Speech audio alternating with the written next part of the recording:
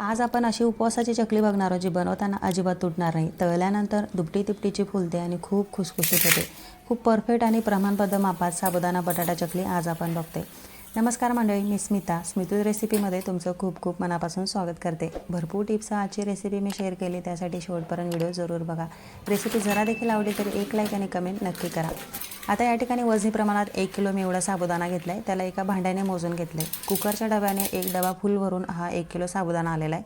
असं भांड्याने मोजणं खूप गरजेचं आहे, कारण याच भांड्याने आपण पुढे पाणी देखील मोजून घेणार आहेत. त्यामुळे परफेक्ट आपल्या ह्या चकल्या तयार होतील. आता एका मोठ्या पातेल्यामध्ये, ज्याच्यात मला साबुदाणा भिजवायचा ना, असं मोठं पातेलं घेतलं. त्याच्यात गार पाण्याने 2-3 पाणी स्वच्छ हा साबुदाणा धुवून घेतला आहे. आता याच्यामध्ये त्याच भांड्याने मी गरम पाणी मोजून टाकणार आहे. गरम म्हणजे उकळतं पाणी आपल्याला वापरायचं आहे. असं उकळतं पाणी वापरल्यामुळे खूप खुसखुशीत आपल्या ह्या चकल्या तयार होतात. आता एक भांडं भरून एवढा साबुदाणा होता, तर मी 1.5 भांडं एवढं गरम पाणी घेतलेलं आहे. 1.5 भांड्यापेक्षा अजिबात थोडंही जास्त पाणी घेऊ नका. थोडं जास्त जर पाणी झालं ना, तर चकल्या तयार करताना ते मिश्रण सैलसर होऊ शकतं आणि सैल झाल्यामुळे आपली चकली ही खुसखुशीत न होता कडक होऊ शकते. त्यामुळे मापात आपल्याला पाणी टाकायचं आहे. थोडं कमी घ्या, पण जास्तीचं घेऊ नका. बरोबर 1.5 भांडं एवढं मी पाणी घेतलेलं आहे आणि छान मिक्स करून याला रात्रभर झाकून ठेवलेलं आहे. आदल्या दिवशी ही प्रोसेस केलेली आहे. आता रात्रभर हा गरम पाण्यात साबुदाणा भिजल्यामुळे अगदी शिजण्याची प्रोसेस याची होते. खूप मऊ असा हा साबुदाणा तयार होतो. असं उकळत्या पाण्यात साबुदाणा भिजल्यामुळे चकली खूप खुसखुशीत होते. दुसऱ्या दिवशी तुम्ही पाहू शकता, असा गच्च असा हा साबुदाणा झाला आहे, कारण गरम पाण्यात आपण भिजला होता. त्यामुळे खूप असा मऊ झालेला आहे. हाताने दाबलं ना, छान स्मॅश होतो आहे. परफेक्ट असा साबुदाणा तयार झाला. आता 1 किलो साबुदाण्यासाठी मी 2 किलो एवढे मी बटाटे वापरणार आहे. 2 किलो बटाटे मी स्वच्छ धुवून त्यांना उकळून घेतलं होतं आणि गार करायला ठेवलेलं होतं. आता यांची सगळ्यांची मी साल काढून घेतली. मग याला मी किसायला घेणार आहे. आता एका मोठ्या पाटीमध्ये मी हा साबुदाणा काढून घेतला, ज्याच्यात मला मिश्रण तयार करायचं आहे. हा सगळा साबुदाणा गरम पाण्यात भिजल्यामुळे असा गच्च गोळा झाला आहे ना, त्याला मोकळा करून घेतला आहे मी, कारण आपण मिक्सरला थोडंसं बारीक करणार आहे याला. ते का तुम्हाला पुढे सांगतेच. आता मिक्सरला जवळजवळ अर्धा साबुदाणा आपल्याला 1-2 पल्सवर असा फिरवून घ्यायचा आहे. अगदी बारीक पेस्ट नाही करायची, ओघळ आपल्याला क्रश करून घ्यायचा आहे. हलकासा बारीक झाला पाहिजे. फक्त अर्धा साबुदाणा आपण फिरवणार आहे. असं केल्यामुळे मिश्रणाला मस्त बाइंडिंग येते आणि खूप छान अशा चकल्या होतात. बनवताना अजिबात तुकडे पडत नाही. ही एक आपली टिप झाली. असा अर्धा साबुदाणा आपण फिरवून घ्यायचा. पाणी अजिबात वापरलेलं नाही आहे मी, आहे तसंच फिरवून घेतलं आहे. 1-2 पल्स आपल्याला फक्त फिरवायचा आहे. असा साबुदाणा आपण बाकीचा फिरवून घेतला आणि बटाटे करताना आपण हे किसून टाकायचे आहेत. असं बटाटे, किसलेले बटाटे आणि मिक्सरला फिरवलेला साबुदाणा टाकला ना, मिश्रणाला बाइंडिंग छान येते आणि मस्त चकली होते. तयार करताना अजिबात तुकडे होत नाही. याच्या उलट जर आपण साबुदाणा गार पाण्यात भिजला तर तो मोकळा होतो आणि चकली तयार करताना त्याचे तुकडे पडतात, कारण ते मिश्रण असं सुटं होतं. त्यामुळे ह्या 2-3 टिप्स आपण फॉलो करायच्या. गरम पाण्यात साबुदाणा भिजवायचा. दुसऱ्या दिवशी अर्धा साबुदाणा मिक्सरला बारीक करायचा. बटाटा किसून घ्यायचा आपण. जाळ किसणीने किसायचा, पटपट किसला जातो. थोडी काळजी घ्यायची. शेवटी तो बटाटा किसताना तुकडे पडतात ना, ते देखील आपण काळजी करून व्यवस्थित स्मॅश करून घ्यायचा. जर तुकडे राहिलेत ना बटाट्याचे, तर चकली करताना साच्यामध्ये तो तुकडा अडकतो बटाट्याचा आणि चकलीचे तुकडे पडतात. मग असं उन्हाळा सामान करताना जर असं काही चुकल्यासारखं वाटलं ना, तर खूप चिडचिड होतं. असं पटपट होत नाही आणि उत्साह देखील राहत नाही. असं छान परफेक्ट टिप्ससह जर आपण केल्यात ना, अगदी परफेक्ट आपलं उन्हाळी वाळवण तयार होतं.